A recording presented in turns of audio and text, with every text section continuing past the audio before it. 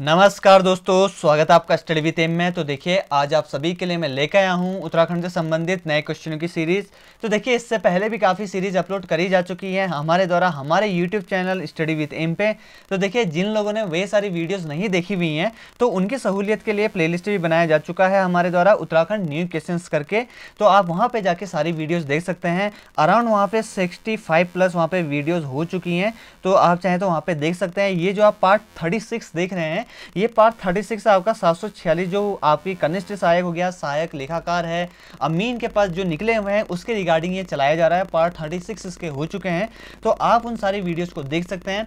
तो देखिए इससे पहले भी मैंने आप सभी लोगों से बोला था कि आप हमारी वीडियोस पे कमेंट जरूर करिएगा, अपना रिव्यू दीजिएगा और अपना स्कोर नीचे कमेंट करिएगा कि आपका अराउंड 25 में से आउट ऑफ 25 में से कितने आपके क्वेश्चन सही हुए।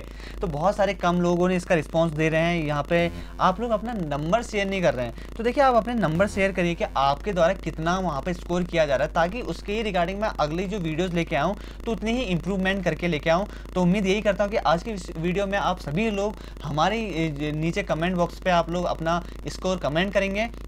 बाकी आप सभी लोगों को हमारी वीडियो पसंद आती है तो हमारी वीडियो को लाइक एंड शेयर करना बिल्कुल ना भूलें। अगर आप हमारे चैनल पर नए हैं तो हमारे यूट्यूब चैनल को सब्सक्राइब करना बिल्कुल ना भूलें। बगल में बेल आइकन होगा, बेल आइकन को भी जरूर दबा दीजिएगा ताकि जो भी हम वीडियोस डालें उसका नोटिफिकेशन आपके पास जल्द पहुँचे। तो देखिए ये तो था एक छोटा सा इंट्रोडक्शन। अब बढ़ते हैं आज की वीडियोज़ की ओर। तो देखिए जो आज की वीडियो है आपकी, ये पार्ट 36 लेकर आया हूँ मैं आप सभी लोगों के सामने। तो इस पार्ट 36 का पहला क्वेश्चन आप सभी लोगों के सामने, रत्न कवि का वास्तविक नाम क्या था। ठीक है, तो देखिए यहाँ पे जितने भी क्वेश्चन लेके आता हूँ जो आपके आगामी यूके SSC है उसके रिगार्डिंग काफ़ी इंपॉर्टेंट रहते हैं। तो आपको पता होना चाहिए कि रत्न कवि का वास्तविक क्या नाम था। वो था आपका रतन बहुगुणा। याद रखिएगा, बहुगुणा। ठीक है, रत्न बहुगुणा था आपका रत्न कवि का वास्तविक नाम। कभी पूछा जाता है अगर यूके SSC के द्वारा तो आप रत्न बहुगुणा पे राइट करके आइएगा। ठीक है, तो अगला क्वेश्चन की ओर बढ़े तो देखिए अगला क्वेश्चन आपका, उत्तराखंड में कमल उपनाम से किसे जाना जाता है। काफी इंपॉर्टेंट है, तो आपको पता होना चाहिए जो आप ये जो कमल उपनाम है ये किसको जाना जाता है। ये जाना जाता है आपका आत्माराम फोंदड़ी। ठीक है, आत्माराम फोंदड़ी। ठीक है, इनको जाना जाता है आपका उत्तराखंड में कमल के उपनाम से। बात कर लेते हैं आत्माराम फोंदड़ी के बारे में, जी के बारे में। तो देखिए इनका जो जन्म हुआ था वो हुआ था आपका 1944 में। ठीक है, 1944 में आपका आत्माराम फोंदड़ी जी का जन्म हुआ था। इनके द्वारा देखिए प्रमुख गीत काव्य लिखे गए हैं, हिंदी में लिखे गए हैं, आपके गढ़वाली में लिखे गए हैं। अगर देखिए गढ़वाली हिंदी काव्य की बात करें इनकी, तो जैसे वो है आपका वाकदूत हो गया, श्री गोविंद गीत है आपका, रमोणी हो गया, रुखमणी हो गया। तो पूछे जाते हैं जैसे यूके SSC इस तरीके से भी पूछ सकता है कि आत्माराम फोंदड़ी जी के प्रमुख गीतों के काव्य इनमें से कौन कौन से हैं। ठीक है, तो 4 ऑप्शन दे देगा, जैसे कि कहीं पे रुक्मणी दे देगा या फिर अलग नाम दे देगा जहाँ पे रुक्मणी आपका सही आंसर रहेगा। और इन्हीं के द्वारा देखिए आपका हिंदी काव्य की भी रचना करी गई है, हिंदी गीत काव्य, जिसमें आपका नारी शतक हो गया, मानव शतक हो गया या मुक्तावली हो गई। तो ये सारी चीजें हैं, तो इनको आप जिनको पता नहीं है वो सारे नोट डाउन कर सकते हैं। ठीक है, तो बढ़ते हैं अपने अगले क्वेश्चन की ओर को। देखिए अगला क्वेश्चन आपका यहाँ पे, किस झील के समीप चामुंडा, संतोष माता और मनसा देवी के भव्य मंदिर हैं। ठीक है, काफी इंपॉर्टेंट है और इसी तरीके से पूछे जाते हैं, डायरेक्टली नहीं पूछे जाते हैं। अब यूके SSC को पता है कि सभी लोगों को नॉर्मल क्वेश्चन पढ़ लेते हैं, लेकिन अगर उन्हीं क्वेश्चनों को घुमा फिरा के पूछा जाए तो वो उनका आंसर देने में एबल है या नहीं है। तो देखिए यहाँ पे यही क्वेश्चन पूछा गया है, किस झील के समीप चामुंडा, संतोष माता, देखिए यहाँ पे कॉमा है, ये चामुंडा अलग चीज़ है और संतोष माता और मनसा देवी का भव्य मंदिर है। तो आपको झील का नाम बताना है, तो वो झील का नाम है आपका गिरिताल। ठीक है, झील या ताल एक चीज़ है, तो आपका वो ताल कौन सा है, वो ताल का देखिए जो आपका गिरिताल है, गिरिताल के ही निकट में आपके चामुंडा देवी हो गया, संतोषी माता हो गया और मनसा देवी के जो है भव्य मंदिर स्थित है। ठीक है, तो देखिए जो आपका गिरिताल है, अब बात आती है जो गिरिताल है वो है कहाँ पे। तो देखिए आपको बताना चाहता हूँ जो आपका गिरिताल है वो कहाँ पे स्थित है, वो स्थित आपका काशीपुर में। ठीक है, इसको याद रखिएगा, गिरिताल कहाँ पे है, काशीपुर में है। और काशीपुर कहाँ पे आता है आपका, उधम सिंह नगर पे आता है, जिसकी स्थापना किस वर्ष से करी गई थी, सॉरी जिसको किस वर्ष आपका जनपद बनाया गया था, वो है आपका 1995 में आपका जो उधम सिंह नगर है उसको जनपद बनाया गया। देखिए काशीपुर है, तो देखिए काशीपुर का पुराना नाम की बात करें तो पुराना नाम क्या है इसका, गाँव विसाड़, मैंने पुराने नाम पे भी वीडियोस बनाई हुई हैं, तो जिन्होंने नहीं देखी वो लोग देख सकते हैं, उसमें सारे स्थलों के पुराने नाम भी मैंने दिए हुए हैं। ठीक है, तो ये जो आपका काशीपुर है उसका जो पुराना नाम है गौ विसाड़ हो गया, उज्जैनी नगरी हो गया, तो इन दोनों नामों से इसको भी जाना जाता है आपका काशीपुर को।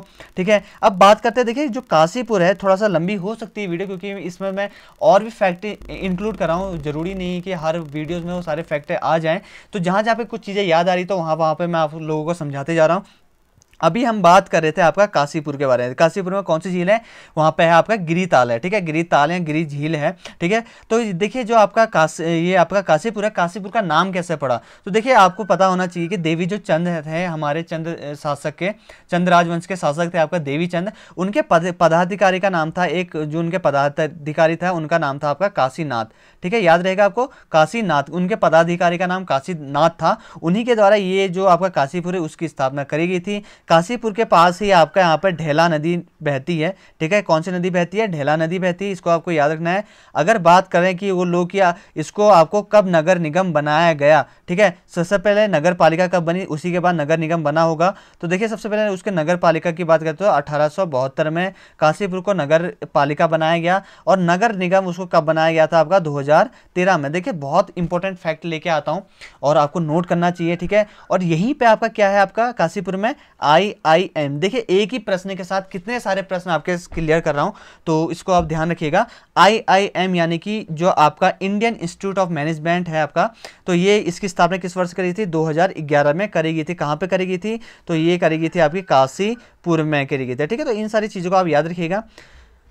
बढ़ते हैं आगे अगले क्वेश्चन की ओर। और हाँ, आप सभी लोगों से एक ही रिक्वेस्ट करना चाहूँगा, अगर आपको हमारी वीडियोस पसंद आ रही हो तो लाइक करने में कोई भी कंजूसी मत दिखाइएगा, लाइक करते रहिएगा ताकि हमें मोटिवेशन बना रहे। नीचे कमेंट जरूर करिएगा आपको वीडियो कैसी लग रही है, और जो लोग नए हैं तो वो लोग जरूर सब्सक्राइब करिएगा। अगला है देखिए आपका देवी चंद से ही स्टार्ट आ गया। देखिए आपका अभी हम देवी चंद के बारे में बात कर रहे थे कि जो देवी चंद थे उनके पदाधिकारी जो थे आपके काशीनाथ, उनके द्वारा ही आपका काशीपुर बनाया गया था। अब देवी चंद से अगला क्वेश्चन आपका, देवी चंद ने किस मुसलमान व्यक्ति को अपना सेनापति नियुक्त किया गया हुआ था। ठीक है, बहुत बार पूछा भी जाता है कि जो आपका देवी चंद है तो उसके द्वारा कौन सा मुस्लिम सेनापति को नियुक्त किया था, उनका नाम था आपका दाऊद खां। याद रखिएगा, दाऊद खां। ठीक है, ये सारे फैक्ट हैं तो जिसको आपको याद रखना है, जिसमें समझाने की ज़रूरत पड़ी उसमें मैं पूरे तरीके से समझा रहा हूँ। ठीक है, तो देवी चंद के उस व्यक्ति का, उस सेनापति का नाम बताइए जो मुस्लिम समुदाय से था, तो उसका नाम क्या हो जाएगा, दाऊद खां। ठीक है, अगला क्वेश्चन की ओर बढ़ लेते हैं। देखिए अगला क्वेश्चन आपका, बुग्यालों की मदर टेरेसा किसे कहा जाता है, होने का एक बहुत सा कॉमन सा क्वेश्चन है, तो जिनको नहीं पता उनके लिए वो लोग जान सकते हैं, उनको पता चल जाएगा। जो आपका बुग्यालों की मदर टेरेसा कहा जाता है वो किसको कहा जाता है, वो कहा जाता है आपका रूपा देवी को। ठीक है, याद रखिएगा रूपा देवी फिलहाल 65 वर्षीय महिला हैं, जो कि आपके चमोली के यहाँ पे जो डलिया गांव होता है तो वहाँ पे सॉरी जो चमोली है, चमोली के कुलिंग गांव में रहती हैं। ठीक है, डलिया गांव कह दिया मैंने, तो कौन से गांव पे रहती हैं, कुलिंग। ठीक है, कुलिंग गांव में रहने वाली महिला हैं।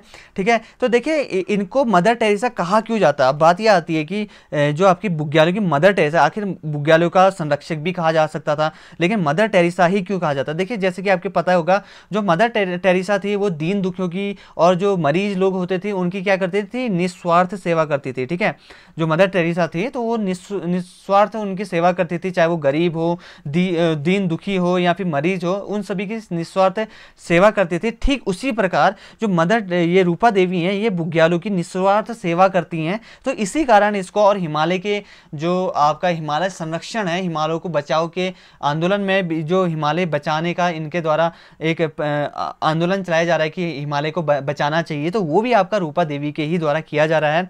और ये बुग्यालों में इतने संरक्षण प्राप्त करती हैं, उनको इतना संरक्षित करती हैं कि देखिए वहाँ पे जो आपको पता होगा चमोली में क्या होती है, वहाँ पे नंदा देवी की यात्रा भी निकलती है। तो देखिए जब वहाँ पे नंदा देवी की यात्रा निकलती है, तो यात्रा के दौरान देखिए बुग्यालों से होते हुए गुजरती है वो नंदा देवी की यात्रा, तो वहाँ पे जो उस यात्रा में घोड़े हो गया, खच्चर हो गए और लोग हो गए, जब उस बुग्याल से गुजरते हैं तो क्या होता है कि उन बुग्यालों की जो मिट्टी होती है वो कहीं कहीं पे क्या हो जाता है, उस खच्चरों के या घोड़ों के पाँव से क्या हो जाती है, धस जाती है, या फिर वहाँ पे क्या हो जाता है, गड्ढे हो जाते हैं। तो लेकिन ये जो रूपा देवी है वहाँ पे उन मिट्टी के द्वारा उन गड्ढों को क्या करती है, फिलअप कर देती हैं, ताकि जो हमारे बुग्याल हैं, जो हमारे उत्तराखंड की एक अनोखी प्राकृतिक धरोहर है तो वो संरक्षित रहें, ठीक है, वो बुग्याल वैसे ही संरक्षित उतने ही खूबसूरत लगे, तो वो ये सारे काम करती हैं और ये जो कि इनका एक बहुत अच्छा सराहनीय काम है। तो दिल से सलाम करते हैं स्टडी विद एम आपके ये मदर टेरेसा बुग्यालों की देवी रूपा देवी को, जो इतना अच्छा काम कर रही है हमारे उत्तराखंड के प्रकृति को बचाने के लिए। अगले चीज़ बढ़ देते हैं। देखिए अगला आपका क्वेश्चन है आपका यहाँ पे, हाथी पर्वत कहाँ पर स्थित है। देखिए हाथी पर्वत की बात करी जा रही है, बहुत बार पूछा जा चुका है कि जो हाथी पर्वत है कहाँ पर स्थित है, तो याद रखिएगा जो आपका हाथी पर्वत है वो है आपका मसूरी में, ठीक है, मसूरी में स्थित आपका हाथी पर्वत। देखिए जो हाथी पर्वत है यहाँ पे बहुत सारे जो पर्यटक है वो वहाँ पे आते हैं, यहाँ पे माउंटेनियरिंग बाइकिंग करी जाती है और पैराग्लाइडिंग भी यहाँ पे करी जाती है इनके द्वारा, ठीक है, तो पैराग्लाइडिंग भी यहाँ पे होती है। उसी के साथ साथ देखिए एक बात करें मसूरी के बारे में, देखिए मसूरी का पुराना नाम क्या है, क्या कहा जाता है, इसको कहा जाता है आपका पर्वतों की रानी, ठीक है, ठीक है, पर्वतों की रानी भी कहा जाता है आपका मसूरी को, ठीक है, इस चीज़ को आपको याद रखना है। उसी के साथ साथ अगर पूछा जाए कि पर्वतों या पहाड़ों की रानी दोनों एक ही चीज़ें, इन पर कन्फ्यूजन मत करिएगा। उसी के साथ साथ देखिए आपका जो मसूरी है वो अस्तित्व में कब आया, 1824 में। 1824 में अस्तित्व में लाने का श्रेय किसके लिए दिया जाता है, ये वहाँ पे एक आयरिश अफसर थे वहाँ पे कैप्टन यंग, उनको दिया जाता है। देखिए मसूरी के अगर क्षेत्रफल की बात करूँ मैं तो मसूरी का जो क्षेत्रफल है बहुत काफ़ी छोटा है, यानी कि उसका क्षेत्रफल आपका 65 किलोमीटर स्क्वायर, ठीक है, 65 वर्ग किलोमीटर इसका क्षेत्रफल है। और यहीं पे क्या है आपका मसूरी वन्य जीव विहार, ठीक है, मसूरी वन्य जीव विहार, ठीक है, मसूरी वन्य जीव विहार है, अगर सबसे छोटा वन्य जीव विहार है जिसको 1993 में बनाया गया, ठीक है, मसूरी वन्य जीव विहार को। अगर मसूरी वन्य जीव विहार की क्षेत्रफल की बात करी जाए तो उसका क्षेत्रफल है आपका 10.82 वर्ग किलोमीटर, ठीक है, तो ये सारी आपको चीज़ें हैं। अब एक चीज़ ये भी बता देता हूँ कि देखिए जो आपका मसूरी है, मसूरी का नाम मसूरी कैसे पड़ा, ठीक है, तो देखिए जो मसूरी है, मसूरी का नाम वहाँ पे एक मैसूर नामक पौधा होता था, बहुत ज़्यादा मात्रा में होता है वहाँ पे मैसूर नाम का एक पौधा, तो मैसूर के ही नाम से वहाँ पे प्रोनाउंसिएशन के आगे बढ़ते चलते उसका नाम क्या हो गया फिर मसूरी, ठीक है, मसूरी पहाड़ों की रानी काफ़ी अच्छा पर्यटक स्थल है, ठीक है, यहीं पे आपका जो प्रशासनिक अधिकारी यहाँ पे जो IAS होते हैं वहाँ पे इनकी ट्रेनिंग एकेडमी है लप्सना, ठीक है, तो Lal Bahadur Shastri national administration academy है यहाँ पे। तो इन सारी चीज़ों को आपको पता होना चाहिए कि कौन सी चीज़ कहाँ पे है, ठीक है। अगला क्वेश्चन की ओर बढ़ लेते हैं। देखिए अगला क्वेश्चन आपका, महाभारत में त्रिपेयका किस नदी को कहा जाता है, काफ़ी इंपॉर्टेंट है, देखिए नया नाम निकल के आया है त्रिपेयका, ठीक है, महाभारत में किस नदी को कहा जाता था त्रिपेयका, ये था आपका अलकनंदा, ठीक है, अलकनंदा को कहा जाता था आपका त्रिपेयका, ठीक है, त्रिपेयका इनको कहा जाता था। अगर बात करी जाए कहीं कहीं पे देखिए किताबों में अलकनंदा का पुराना, देखिए ये तो महाभारत में कहा जाता था आपका त्रिपेयका, ठीक है, लेकिन अगर इनका पौराणिक नाम पूछा जाए तो देखिए पौराणिक नाम इनका विष्णु गंगा भी मिलता है, ठीक है, क्या मिलता है इनका पौराणिक नाम विष्णु गंगा। तो ये सारी चीज़ें भी आपको पता होनी चाहिए कि अलकनंदा जो नदी है उनका पुराना नाम क्या है, विष्णु गंगा भी है। अब बात करते हैं अलकनंदा नदी के बारे में, डायग्राम के से समझाऊंगा ताकि आपको पूरा क्लियरिटी आ जाए आपके माइंड पे, ठीक है, थ्योरेटिकल से ज़्यादा आपको अगर आप डायग्राम के जरिए से बढ़ते हैं तो वहाँ पे आपको बहुत ज़्यादा फायदा होता है। तो देखिए मान लेते हैं यहाँ पे ये है आपका संतोपत ग्लेशियर, ठीक है, संतोपत ग्लेशियर से ही आपकी कौन सी नदी निकलती है, अलकनंदा नदी निकलती है, लगभग 195 किलोमीटर बहने के बाद, ठीक है, याद रखिएगा 195 किलोमीटर बहने के बाद यहाँ पे क्या पड़ जाता है आपका देवप्रयाग पड़ जाता है, ठीक है, देवप्रयाग पड़ जाता है। देवप्रयाग में यहाँ पे मिल आती है, यहीं पे देवप्रयाग देखिए पंच प्रयागों में से एक है, ये तो है आपकी अलकनंदा नदी, ठीक है, उसी के साथ देवप्रयाग में किसके साथ संगम होता है इनका, भागीरथी नदी के साथ, ठीक है, तो याद रखना है भागीरथी कहाँ से निकलती है, ये निकलती है आपकी गौमुख ग्लेशियर से, ठीक है, गौमुख, तो याद रखना है ये तो है आपके अलकनंदा नदी जो कि आपकी निकल रही है संतोपत ग्लेशियर से। उसी के साथ साथ एक नदी को मैं और बता रहा हूँ क्योंकि इनका जो संगम है यहाँ पे लास्ट अलकनंदा का यहाँ पे जो पॉइंट है ये यहाँ पे मिल रही है, इसमें कौन सी भागीरथी नदी मिल रही है, ठीक है, तो ये है आपका कौन सा प्रयाग, देवप्रयाग, देवप्रयाग में ही आपका कौन सी नदी मिलती है अलकनंदा के साथ, भागीरथी नदी मिलती है, ठीक है, और भागीरथी अपने गौमुख से लेकर देवप्रयाग तक कितनी दूरी तय करती है, वो तय करती है आपकी 205 किलोमीटर, ठीक है, 195 आपके अलकनंदा करती है और 205 आपकी भागीरथी नदी वहाँ पे तय करती है, और ये मिलती है आपकी यहाँ पे किस पे, ये मिलती है आपकी देवप्रयाग पे, ठीक है, जो कि आपके पंच प्रयागों में से एक है। तो आपको ये सारी चीज़ें याद रखनी है। अगला क्वेश्चन की ओर बढ़ लेते हैं। देखिए अगला क्वेश्चन आपका यहाँ पे, मनीला देवी का मंदिर कहाँ पर स्थित है? काफ़ी इंपॉर्टेंट है मनीला देवी का मंदिर, ठीक है। तो आपको बताना चाहता हूँ कि जो आपका मनीला देवी का मंदिर है वो कहाँ पे स्थित है, वो है आपका अल्मोड़ा जिले में, ठीक है।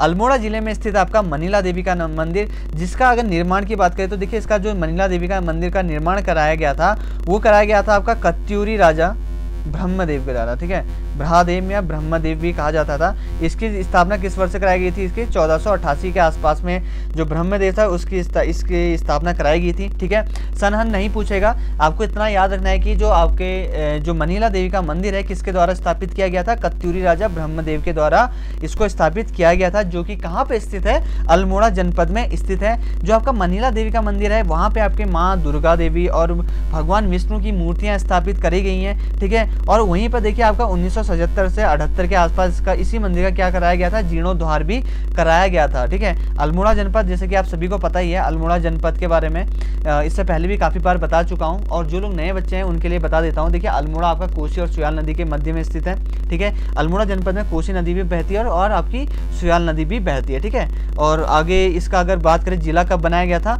अल्मोड़ा को कब बनाया गया था? 1891 में इसको क्या बनाया गया था? जिला बनाया गया था 1891 में। तो ये सारी चीज़ें आप याद रखिएगा। और नगर पालिका 1864 में, ठीक है। तो ये जो सन है ये इसलिए बार बार रिपीट कर रहा हूँ ताकि आप सभी लोगों को ये चीज़ समझ में आ जाए, ठीक है।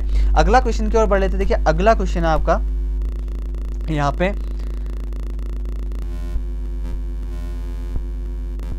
तो देखिए यहाँ पे अगला क्वेश्चन है आपका, मानस खंड में सनत कुमार सरोवर नाम मिलता है, ये किसका नाम मिला है? सनत कुमार सरोवर, ठीक है। तो ये आपको बताना है कि मानस खंड में सनत कुमार जो सरोवर है वो किसका नाम मिलता है, तो ये आपको याद रखना है। ये किसका है? नौकुचिया ताल, ठीक है, नौकुचिया ताल। देखिए जो आपका नौकुचिया ताल है ये आपका नैनीताल जनपद के अंतर्गत ही आता है, ठीक है। अगर बात करें नौकुचिया ताल की, नैनीताल से अगर मान लीजिए यहाँ पे नौकुचिया ताल है, सॉरी ये मैंने उल्टा बना दिया, ये अगर सपोज यहाँ पे नौकुचिया ताल है और ये नैनीताल है, तो नैनीताल से नौकुचिया ताल की जो दूरी है लगभग 26 किलोमीटर के आसपास है। नौकुचिया ताल के ही पास में आपका भीमताल पड़ता है। भीमताल से अगर इसकी दूरी की बात करें तो मात्र 5 किलोमीटर की दूरी पर आपका नौकुचिया ताल पड़ता है भीमताल से, ठीक है। कुमाऊं का सबसे गहरा झील या गहरा ताल भी कहा जाता है किसको? नौकुचिया ताल को। अगर नौकुचिया ताल के बारे में बात करें तो देखिए जो इसकी लंबाई है, ठीक है, लंबाई है आपकी 950 मीटर, ठीक है। और इसकी जो चौड़ाई है वो कितनी है आपकी? 680 मीटर। और इसकी जो गहराई है टोटल, जो इस ताल, ये जो ताल होगा इसकी टोटल जो गहराई है वो गहराई आपकी 40 मीटर, ठीक है। तो ये डायमेंशन है इसकी, ठीक है। और कहा जाता है कि जो नौकुचिया ताल है इसके 9 कोने हैं और कोई भी जना, और इसमें एक कहावत भी है कि जो आपका नौकुचिया ताल है इसको कोई भी जना एक साथ इनके 9 कोने नहीं देख सकता, क्योंकि देखिए नौकुचिया ताल है तो उसमें इस नाम से पता चल रहा है कितने कोने होंगे, इसके 9 कोने होंगे। तो नौकुचिया ताल को एक साथ 9 कोने कोई नहीं देख सकता, अगर जो देख लेता है तो उसकी उसी टाइम पे मृत्यु हो जाती है। तो ये यहाँ पे एक भ्रांति है जो यहाँ पे अक्सर लोग कहा करते हैं। अगला क्वेश्चन की ओर बढ़ लेते। देखिए यहाँ पे अगला क्वेश्चन है आपका, यहाँ पे खतलिंग यात्रा किसके द्वारा शुरू की गई थी, ठीक है। काफी इंपॉर्टेंट है खतलिंग यात्रा, ठीक है। तो देखिए आपकी जो खतलिंग यात्रा है ये किसके द्वारा शुरू की थी? ये करी गई थी आपकी इंद्रमणि बड़ौनी, इंद्रमणि बड़ौनी, ठीक है। इंद्रमणि बड़ौनी जी के द्वारा स्टार्ट करी गई थी आपकी खतलिंग यात्रा, ठीक है। तो देखिए जो आपकी खतलिंग यात्रा है ये कहाँ से होती है? ये होती है आपकी टिहरी के रघुनाथ मंदिर से, ठीक है। टिहरी में घनसाली है, घनसाली टिहरी घनसाली कहाँ पे पड़ता है? टिहरी जनपद में ही पड़ता है। वहीं पे आपका रघुनाथ मंदिर है, यहीं से जो ये मंदिर की ये जो आपकी खतलिंग यात्रा है इसी के पास में एक धंतु है, धंतु से स्टार्ट होती है और धंतु से कहाँ तक जाती है? खतलिंग ग्लेशियर तक निकलती है। लगभग 7 दिवसीय पैदल यात्रा होती है। इसको किसके द्वारा आरंभ किया गया था? मैंने बताया इंद्रमणि बड़ौनी जी के द्वारा इसको स्टार्ट किया गया था। जान लेते हैं इंद्रमणि बड़ौनी जी के बारे में। तो देखिए इंद्रमणि बड़ौनी जिनको उत्तराखंड का गांधी भी कहा जाता है, एक सबसे बड़ा फैक्ट तो ये है। उसी के बाद अगर इनकी जन्म की बात करें तो इनका जो जन्म हुआ था वो हुआ था आपका 24 दिसंबर 1925। याद रखिएगा, इनका जन्म जरूर याद रख लीजिएगा, पूछा जा सकता है यूके SSS के द्वारा। उसी का देखिए कहाँ पे हुआ था, क्योंकि देखिए बहुत बार जो महापुरुष हैं उनके गाँव का नाम जरूर पूछा जा रहा है या उनसे संबंधित विकास खंड या जनपद के बारे में। तो देखिए आपका जो इंद्रमणि बड़ौनी जी थे इनका जन्म जो हुआ था वो टिहरी के जखोली विकास खंड में हुआ था, ठीक है, जखोली, ठीक है, जखोली विकास खंड के अंतर्गत हुआ था आपका इंद्रमणि बड़ौनी जी का जन्म। बहुत बार देखा गया यूके SSS के एग्जाम में उनके पिता का नाम, माता का नाम या फिर उनकी पत्नी का नाम पूछा जाता है। तो देखिए जो आपके इंद्रमणि बड़ौनी जी हैं इनके जो पिता थे उनका नाम था आपका सुरेश नंद बड़ौनी, ठीक है। याद रखिए सुरेश नंद बड़ौनी जो आपका इंद्रमणि बड़ौनी है, उनके पिताजी का नाम था। इनके जन्म दिवस को दे, यानी कि जो इनका जन्म कब मनाया जाता है, 24 दिसंबर को, ठीक है। 24 दिसंबर को किसके रूप में मनाया जाता है, ये मनाया जाता है आपका लोक संस्कृति दिवस, लोक संस्कृति दिवस, ठीक है। लोक संस्कृति दिवस के रूप में मनाया जाता है आपका क्या, आपका किसका जन्मदिन मनाया जाता है लोक संस्कृति दिवस के रूप में, इंद्रमणि बड़ौनी जी का जन्म दिवस मनाया जाता है। और देखिए इन्हीं के साथ साथ इनके एक बहुत प्रसिद्ध चीज़ है कि इनको क्या था, इनको सबसे ज़्यादा जानकारी थी केदार नृत्य के बारे में। तो पूछा जा सकता है कि जो केदार नृत्य के बारे में सबसे ज़्यादा ज्ञाता कौन था, ऑप्शन दे सकते हैं 4, तो जिनमें से आपका इंद्रमणि बड़ौनी आपका राइट आंसर होगा, ठीक है। तो इन चीज़ों को याद रखिएगा। अगला है देखिए आपका भीमी की मंगरी जलधारा कहाँ पर स्थित है, काफ़ी इंपॉर्टेंट है और बड़ा ही नया क्वेश्चन है आपका, भीमी की मंगरी जलधारा। तो आपको याद रहना चाहिए कि जो आपका भीमी की मंगरी जो जलधारा है वो कहाँ पे स्थित है, वो है आपका पौड़ी जनपद में, ठीक है। तो याद रखिएगा पौड़ी जनपद के अंतर्गत आता है आपका भीमी की मंगरी जलधारा।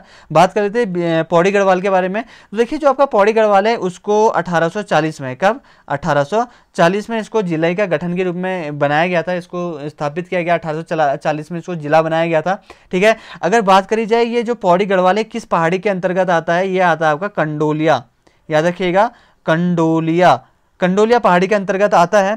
और उसी के साथ साथ इसको किस वर्ष से हिल स्टेशन बनाया गया था, 1992 में इसको हिल स्टेशन के भी रूप में स्थापित किया गया है। यहीं से देखिए आपका जो पौड़ी गढ़वाल है, पौड़ी गढ़वाल से ही आपका लगभग 1980 के टाइम पे यहाँ पे पानी राखो जो आंदोलन है वो उस टाइम पे क्या होता है, पौड़ी गढ़वाल में पानी की कमी को दूर करने के लिए यहाँ पे चलाया गया था आपका पानी राखो आंदोलन। किस वर्ष से, 1980। तो ये वर्ष आपको याद रखना है, ठीक है। तो ठीक है दोस्तों, देखिए यहाँ पे अगर आपको सभी को वीडियो पसंद आ रही होगी तो फिर से एक बार रिक्वेस्ट करना चाहूँगा आप सभी लोगों से कि अगर आपको वीडियो पसंद आ रही तो आप हमारे यूट्यूब चैनल को जरूर सब्सक्राइब कर लीजिएगा, वीडियोस को ज़्यादा से ज़्यादा लाइक करिएगा, अपने दोस्तों के साथ शेयर करिएगा, खासकर उन लोगों को देखिए जो गाँव पे हैं, जो दूर कोचिंग नहीं जा सकते हैं। अगर आपको लगता है कि उनको शेयर करना चाहिए तो वहाँ पर ज़्यादा से ज़्यादा ग्रुप पर शेयर करिएगा इस वीडियो को, ताकि जिन लोगों को एक्चुअल में ज़रूरत है उन तक ये वीडियो पहुँच पाए, ठीक है।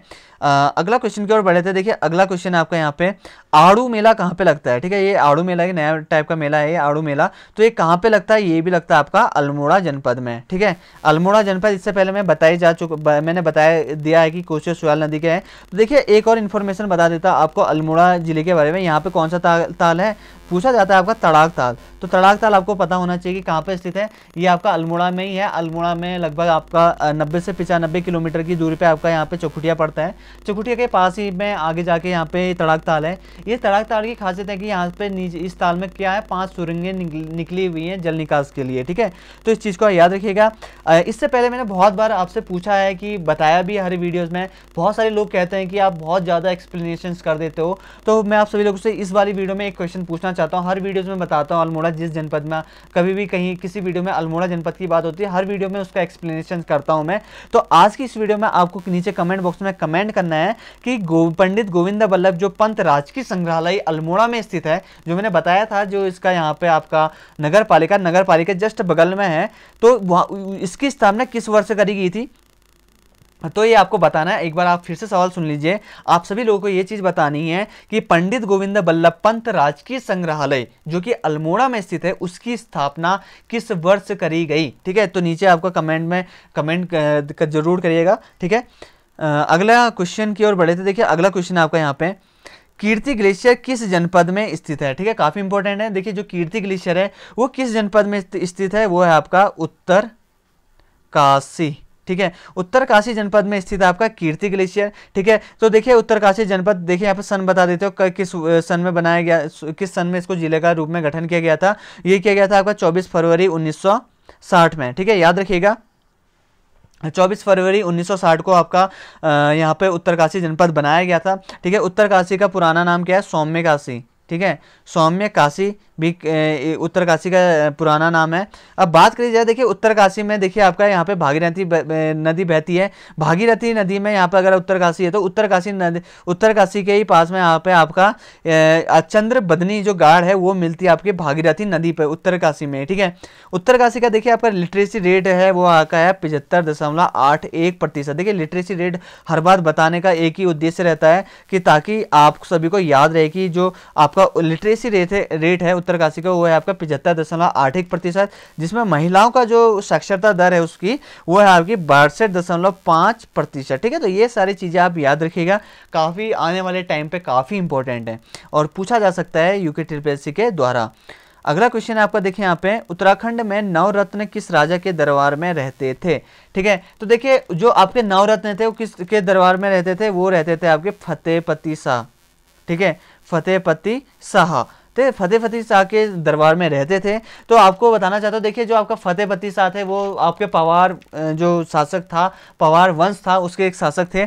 फतेहपति शाह को देखिए आपका वहाँ पे गढ़वाल का अकबर कहा जाता था, उनको इन्हीं को गढ़वाल का शिवाजी भी कहा जाता था। ठीक है, इनके द्वारा देखिए भैगाणी का युद्ध भी लड़ा गया था और वो लड़ा गया था आपका 18 सितंबर 1688 में। ठीक है, 1688 में भैगाणी का युद्ध भी लड़ा गया था, जो कि किस किस के मध्य लड़ा गया था, वो लड़ा गया था गोविंद सिंह और फतेहपति शाह के मध्य लड़ा गया था भैगाणी का युद्ध। ठीक है, तो ये सारी चीजें याद रखनी है। देखिए इनको इनके दरबार में नवरत्न थे, जैसे कि मैंने बताई थी, जैसे कि अकबर थे, अकबर के दरबार में भी नवरत्न थे, उसी प्रकार जो उत्तराखंड में फतेहपति शाह हैं उनके भी दरबार में कितने रत्न थे, नवरत्न थे, इसी कारण उनको गढ़वाल का अकबर भी कहा जाता था। ठीक है, और इन्हीं के टाइम में देखिए जो उस टाइम पे मतीराम थे, मतीराम के ही द्वारा इनके शासन काल को क्या कहा गया, स्वर्ण काल भी कहा गया है मतीराम के द्वारा। ठीक है, तो ये चीजें हैं, कुछ चीजें हैं जो आपको याद रखनी चाहिए, जिन पे भी आपको कन्फ्यूजन हो रहा होगा तो आप लोग उनको नीचे नोटबुक में नोट डाउन कर सकते हो, ताकि आपकी मेमोरीज बनी रहे उसके रिगार्डिंग। ठीक है, तो अगला क्वेश्चन की ओर बढ़ लेते हैं। अगला क्वेश्चन है आपका यहाँ पे, कुमाऊं पर गोरखा आक्रमण के समय नेपाल नरेश कौन था। ठीक है, काफी इंपॉर्टेंट क्वेश्चन है कि कुमाऊं पर गोरखा आक्रमण के समय नेपाल का नरेश कौन था, तो आपको याद रखना है, तो उनका नाम था आपका रण बहादुर शाह।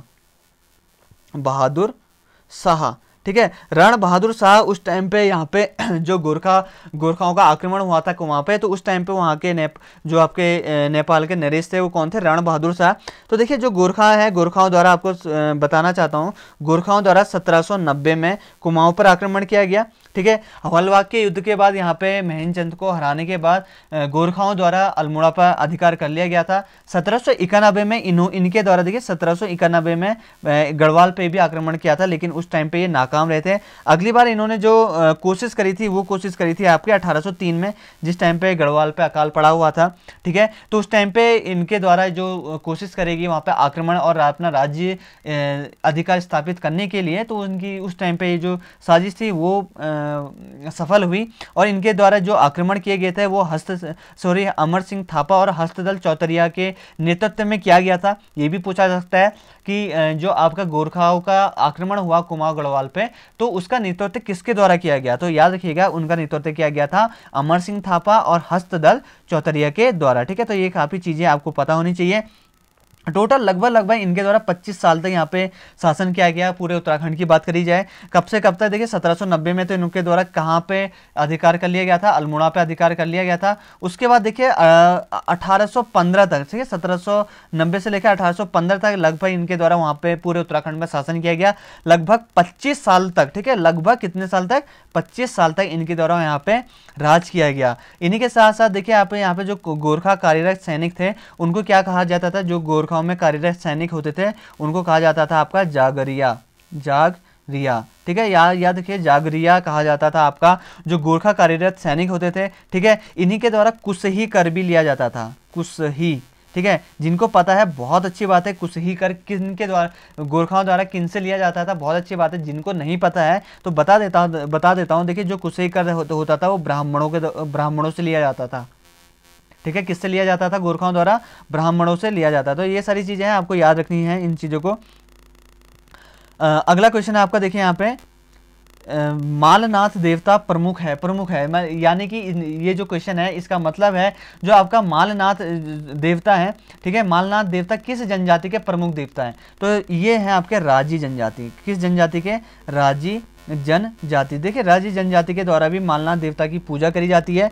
तो देखिए जो आपके राजी जनजाति है वो नॉर्मली आपकी पिथौरागढ़ हो गया, धारचूला हो गया, डीडी हाट हो गया, इनके पिथौरागढ़ के आसपास के क्षेत्रों में यहाँ पे मिल जाती हैं।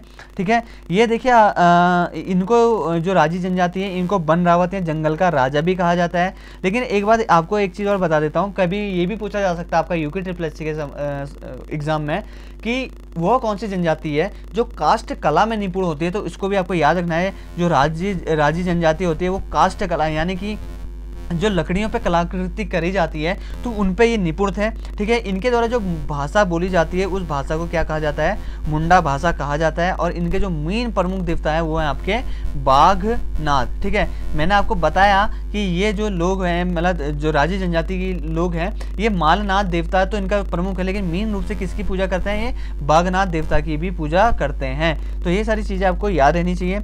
अगला क्वेश्चन आपका देखिए यहाँ पे, किस जनजाति में भवन निर्माण और चित्रकला में उत्कृष्टता मानी जाती है। ठीक है, ये कौन सी जनजाति है जिनको भवन निर्माण हो गया, चित्रकला हो गई तो उसमें सबसे ज़्यादा उत्कृष्टता मानी जाती है, तो वो होंगी आपकी थारू जनजाति। ठीक है, याद रखिएगा थारू जनजाति आपके जो आपका उत्तराखंड राज्य है इसके सबसे ज़्यादा आबादी वाली जनजाति है। ये अपने आप को किस वंश के मानते हैं, किरात वंशी मानते हैं। ठीक है, और जो आपका थारू जनजाति है वो कौन सा समाज है, आपका मातृ सत्तात्मक समाज, यानी कि यहाँ पे जो महिला है उनका जो प्रभुत्व है वो ज़्यादा स्थापित रहता है परिवार में। उनसे अधिकतर मामलों में, पूरा 100% तो नहीं, अधिकतर मामलों में महिलाओं का यहाँ पे वर्चस्व स्थापित रहता है।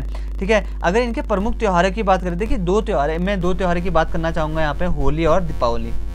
ठीक है, देखिए यहाँ पे जो थारू जनजाति है होली को तो बहुत ही हर्षोल्लास से मनाते हैं, लगभग 7 से 8 दिनों तक ये होली खेलते हैं जिसमें एक खिचड़ी नृत्य भी करते हैं। लेकिन जो दीपावली है थारू जनजाति के लोग इसको शोक के रूप में मनाते हैं और इसको शोक के रूप में मनाया जाता है थारू जनजाति के द्वारा। ठीक है, तो ये सारी चीज़ें आपको याद रहनी चाहिए। ठीक है, बहुत बार पूछा जा सकता है। और इनका जो प्रमुख त्यौहार है वो है आपका बजहर, एक बजहर नाम का भी त्यौहार इनका, जो कि बैसाख के रूप में, बैसाख मास के टाइम पे बनाया जाता है बजहर त्यौहार। ठीक है, तो इन चीज़ों को आप याद रखिएगा। अगला है देखिए आपका अगला क्वेश्चन आपका यहाँ पे, पोटा नामक आभूषण पहना जाता है। ठीक है, काफ़ी इंपॉर्टेंट है, आपको पता होना चाहिए जो पोटा नामक आभूषण है वो कहाँ पे पहना जाता है। तो देखिए आपका जो पोटा नामक आभूषण है वो पहना जाता है आपका पैरों में, पैरों में। ठीक है, जिनको याद नहीं है वो याद रख लीजिएगा, जो आभूषण है पोटा नाम का तो उसको कहाँ पहना जाता है, पैरों में पहना जाता है। अगला क्वेश्चन है देखिए आपका अगला क्वेश्चन यहाँ पे, देवर भाभी के प्रेम के आधार पर गीत में नृत्य कौन सा है, वो नृत्य बताना है जो देवर और भाभी के जो प्रेम होता है उसको प्रदर्शित करता है। तो उस नृत्य का नाम है आपका बो सरेला नृत्य। ठीक है, बो सरेला, सरेला। ठीक है, याद रखिएगा बो सरेला जो नृत्य होता है वो देवर भाभी के प्रेम का प्रतीक माना जाता है। यह अमूमन आपका देखिए गढ़वाल मंडल में बहुत मात्रा में यहीं पे होता है, गढ़वाल मंडल में ही अधिकतर ये किया जाता है आपका बो सरेला नृत्य। ठीक है, ये सारी चीज़ें हैं इनको आपको याद रखनी है। अगला है आपका देखिए अगला, काली और गौरी नदी का संगम किस स्थान पर होता है। ठीक है, तो देखिए आपका जो काली और गौरी नदी है इनका जो संगम होता है वो कहाँ होता है, जौल जीबी में, जो आपका पिथौरागढ़ जनपद में पड़ता है। जौल जीबी में यहाँ पे काली और गौरी नदी का संगम होता है। और देखिए यहाँ पे जौल जीबी का मेला भी लगता है प्रतिवर्ष। कब लगता है वो, 14 नवंबर को। देखिए इसकी जो स्टार्ट करी गई थी वो 14 नवंबर 1914 को जो आपका जौल जीबी का मेला है उसको स्टार्ट किया था, 14 नवंबर 1914 से स्टार्ट किया था। ठीक है, तो ये सारी चीज़ें आपको याद होनी चाहिए। और जो आपका ये जौल जीबी है किसका पार्ट है, किसके अंतर्गत आता है, ये आता है आपका पिथौरागढ़ जनपद के अंतर्गत आता है। देखिए पिथौरागढ़ जनपद को 24 फरवरी 1960, ठीक है 1960, 24 फरवरी 1960 को जिला बनाया गया था अल्मोड़ा जनपद से अलग करके। ठीक है, अगर पिथौरागढ़ की बात करें तो इसको छोटा कश्मीर कहा जाता है। और यहाँ की जो टोटल लिटरेसी रेट है वो कितना है, 82.25% यहाँ का लिटरेसी रेट है पिथौरागढ़ जनपद का। ठीक है, काफ़ी अच्छी जगह है। यहीं पे आपका नारायण आश्रम भी है, मुंशियारी पे बहुत अच्छे यहाँ पे सारी चीज़ें हैं, दारमा बुग्याल है यहाँ पे, तो बहुत सारी चीज़ें हैं यहाँ पे। तो आप चाहें तो यहाँ पे घूम सकते हैं, बहुत अच्छा पर्यटक स्थल भी है यहाँ पे। पिथौरागढ़ छोटा कश्मीर भी कहा जाता है इसको। ठीक है, तो ये सारी चीज़ें आपको याद रहनी चाहिए। अगला है आपका देखिए यहाँ पे, कालू तड़ागी किस राजा का सेनापति था। ठीक है, तो काफ़ी इंपॉर्टेंट है जो आपका कालू तड़ागी है किस राजा का सेनापति था। तो आपको याद रखना है किसका सेनापति था, सोमचंद। ठीक है, देखिए सोमचंद आपका चंद राजवंश का प्रथम शासक था, ठीक है। माना जाता है कि इसको सोमचंद को प्रथम शासक माना जाता है। तो देखिए इसके द्वारा देखिए हुआ क्या था, जिस टाइम पे सोमचंद आया तो उस टाइम पे कुमाऊं का राजा क्या कौन था वहाँ पे, ये था आपका राजा ब्रह्मदेव। कत्यूरी राजा क्या था वहाँ पे, ब्रह्मदेव था। इसके द्वारा ये देखिए उसकी पुत्री थी, उसकी पुत्री का विवाह सोमचंद के द्वारा करा दिया जाता है। और जो ब्रह्मदेव है वो उनको एक दहेज के रूप में या एक सप्रेम भेंट के रूप में चंपावत का जो कोतवाली छावनी है उसको दे देता है, ठीक है। तो उसको देने के बाद वहाँ पे सोमचंद के द्वारा वहाँ पे जो आपका चंपावत में कोतवाली छावनी है वहाँ पे क्या बनाया जाता है, राजमुंगा का किला बनाया जाता है, ठीक है। और इसी के द्वारा देखिए सोमचंद था, इसी के द्वारा 4 किलेदार भी नियुक्त किए गए थे, ठीक है। इनके द्वारा जो किले होते थे उसमें 4 किलेदार नियुक्त किए थे, जिसमें से पहले वो किलेदार कौन कौन थे, सबसे पहला था आपका कार्की, ठीक है, कार्की लोग थे। दूसरा था आपकी बोरा लोग, ठीक है। और तीसरे थे आपके यहाँ पे तड़ागी, और चौथे थे आपके चौधरी, ठीक है। तो ये 4 किलेदार किसके द्वारा नियुक्त किए गए थे, ये किए गए थे आपके सोमचंद के द्वारा। और इन 4 किलेदारों को क्या कहा जाता था, ये आपको बता देता हूँ, ये कहा जाता था आपका चाराल, ठीक है।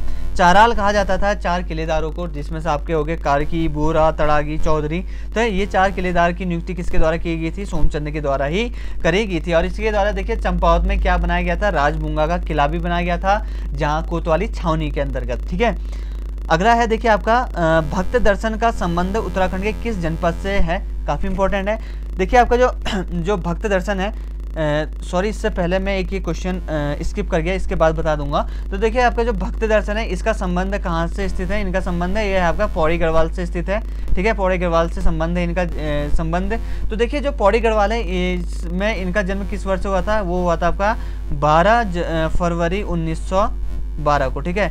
12 याद रख सकते हैं, 12 फरवरी 1912 को पौड़ी गढ़वाल जनपद में भक्त दर्शन का जन्म हुआ था। वहाँ के भौराड़ी गांव में, पौड़ी गढ़वाल में भौराड़ी गांव पड़ता है, तो वहाँ पे इनका जन्म हुआ था।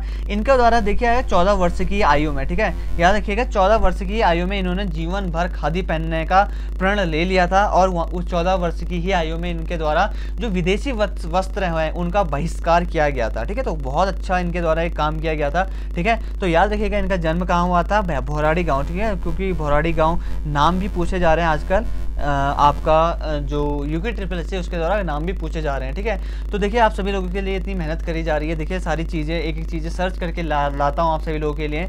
तो देखिए आप सभी लोगों से रिक्वेस्ट है, जिन लोगों ने अभी तक हमारे YouTube चैनल को सब्सक्राइब नहीं किया हुआ है तो प्लीज़ आप लोग सब्सक्राइब जरूर करिएगा। यदि आप सभी लोगों को हमारी वीडियोस पसंद आ रही हो तो वीडियो पसंद लाइक करने में कोई भी कंजूसी मत दिखाइएगा, वीडियोस को ज़्यादा से ज़्यादा लाइक करिएगा, शेयर करिएगा अपने दोस्तों के साथ जिनको एक्चुअल में इस चीज़ की ज़रूरत है, जो लोग वाकई में पढ़ना चाहते हैं, ठीक है। तो अगला क्वेश्चन जो मेरा इससे पहले स्किप हो गया था, तो ये था देखिए आपका श्री नंदा देवी राज्य यात्रा किस गांव से स्टार्ट होती है, ठीक है। तो देखिए ये है आपका कासवा गांव, ठीक है। कासवा देखिए जो नौटी के पास आपका कासवा गांव है, वहीं से आपकी जो श्री नंदा राज्य यात्रा है वो स्टार्ट होती है। देखिए जो नंदा राज्य यात्रा है इसके बारे में आपको थोड़ी डिटेल बता देता हूँ। जो आपकी नंदा राज्य यात्रा है उसको 1905 में पहली बार स्टार्ट किया गया था, ठीक है। देखिए जो नंदा राज्य यात्रा है इसको 12 वर्षों में एक बार आयोजन किया जाता है इसका, ठीक है। कासवा गांव के पास जो नोटी है, नोटी के पास कासवा गांव है, वहां से स्टार्ट होकर कहां तक जाती है, होम कुंड तक जाती है, ठीक है। ये याद रखिएगा होम कुंड तक यात्रा जाती है, जो कि टोटल कितने किलोमीटर की है, 280 किलोमीटर की है।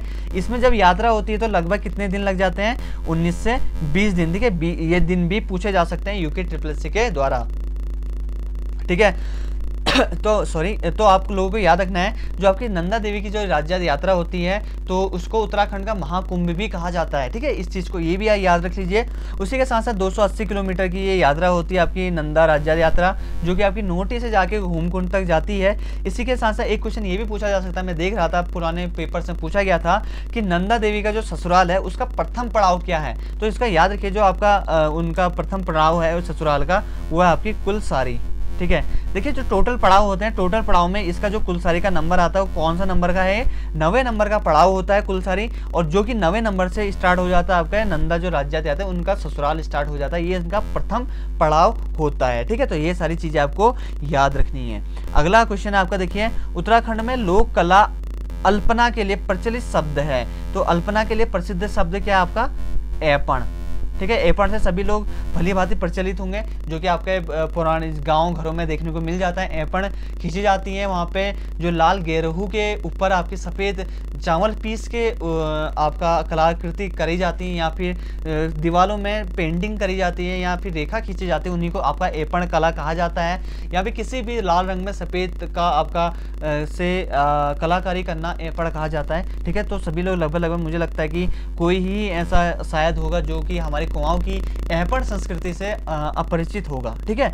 तो अगला क्वेश्चन की ओर बढ़ते हैं। देखिए इस सीरीज का लास्ट क्वेश्चन है, ठीक है। ये है आपका जोशीमठ किस नदी के किनारे बसा हुआ है। काफ़ी इंपॉर्टेंट क्वेश्चन है, तो याद रख लीजिएगा ये किस नदी के किनारे बसा हुआ है। ये है आपका अलकनंदा नदी के किनारे, ठीक है। तो देखिए काफ़ी इंपॉर्टेंट है। अलकनंदा जो नदी है इसके बारे में मैंने पहले ही ऊपर बता दिया चुका है मेरे द्वारा यहाँ पे। तो देखिए जो आपका अलकनंदा नदी थी मेरे द्वारा बताया गया था कि ये कहाँ से निकलती है, संतोपत ग्लेशियर से निकलती है। कहाँ पे जाके मिलती है, देवप्रयाग में 195 किलोमीटर की दूरी तय करती है, ठीक है। तो कुछ सारी चीज़ें हैं जो आप सभी लोगों को याद रखनी चाहिए। तो देखिए दोस्तों यहाँ पे मैं आज की इस वीडियो को यहीं पर समाप्त करता हूँ, और आप सभी लोगों से एक ही अपेक्षा करता हूँ कि आप सभी लोग हमारी इस वीडियो को ज़्यादा से ज़्यादा हमारे चैनल को ज़्यादा से ज़्यादा सब्सक्राइब करेंगे, हमारी वीडियोस को ज़्यादा से ज़्यादा लाइक करेंगे, और ज़रूरतमंद लोगों के साथ इसको शेयर करेंगे, ठीक है। तो आगे आने वाले टाइम पे देखिए हमारे द्वारा टेस्ट सीरीज भी चलाई जा रही हैं, उस टेस्ट सीरीज को ज्वाइन भी कर सकते हैं। कोई भी न्यूज़ और कोई भी इन्फॉर्मेशन पाने के लिए आप हमारा यूट्यूब चैनल जरूर सब्सक्राइब कर लीजिएगा। टेलीग्राम चैनल भी सब्सक्राइब या ज्वाइन कर सकते हैं, जो कि स्टडी विद एम के नाम से बना हुआ है। फेसबुक पेज भी आपका स्टडी विद एम के नाम से बना हुआ है। दोनों का लिंक आपको डिस्क्रिप्शन बॉक्स पे मिल जाएगा, आप चाहे तो वहां से भी आप इसको ज्वाइन कर सकते हैं, ठीक है। तो ठीक है दोस्तों, आज की वीडियो को मैं यहीं पे समाप्त करता हूं। अपना स्कोर नीचे जरूर दीजिएगा, आपका कितना आउट ऑफ 25 में से कितना स्कोर कर पा रहे हैं आप लोग, नीचे स्कोर जरूर दीजिएगा, ठीक है। तो ठीक है दोस्तों, आप सभी लोगों से इस वीडियो पे यहीं पे अलविदा लेता हूं, और उम्मीद करता हूं कि आप सभी लोगों को हमारी ये जो वीडियो है वो पसंद आई होगी। और जितने भी आपके आगामी एग्जाम है उन सभी के लिए स्टडी विद एम की ओर से अभी से आप सभी लोगों को wish you all the best. धन्यवाद।